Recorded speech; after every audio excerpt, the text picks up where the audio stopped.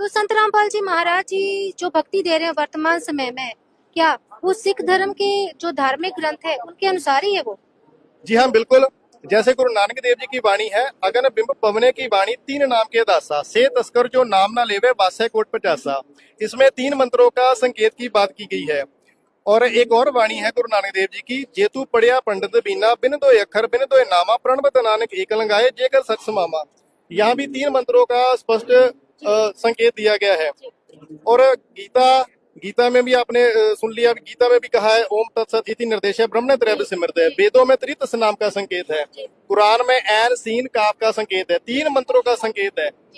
और ये सारी चीजें गुरु नानक देव जी ने ही की थी। और संत रामपाल जी महाराज हमें ये सभी धर्मशास्त्रों से यही तीन मंत्रों को प्रमाणित करके यही मंत्र, यही भक्ति देते हैं। और इस तीन मंत्रों से पहले पांच मंत्र आते हैं, पांच शब्द इसको कहते हैं। ये हमारे कमल चक्रों में पांच प्रधान होते हैं जो यहाँ के इस लोक में प्रधान है। तो उनके पांच मंत्र होते हैं। जैसे गुरु नानक देव जी की वाणी है, काया नगरी उत्तम थाना जा में बसे पंच प्रधाना। हमारे शरीर में काया में ही उनका वास है। तो पहले वो स्टार्ट वहां से होती है। दूसरी बार में वो दो अक्षर मिलते हैं जिसको सतनाम कहते हैं। कबीर साहब जी ने वाणी में कहा है, कहो कबीर अक्षर तो भाग होगा कसम तो लेगा राग। तीसरी बार में तीसरा मंत्र मिलता है। जैसे गुरु नानक देव जी ने पहले कहा था ना भी तू पढ़िया पंडित बिना दो अक्षर दो नावा।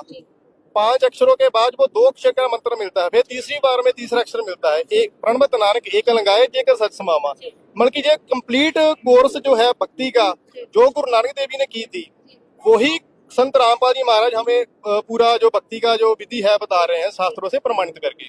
बहुत बहुत धन्यवाद आपका। सत साहिब जी। तो जैसे कि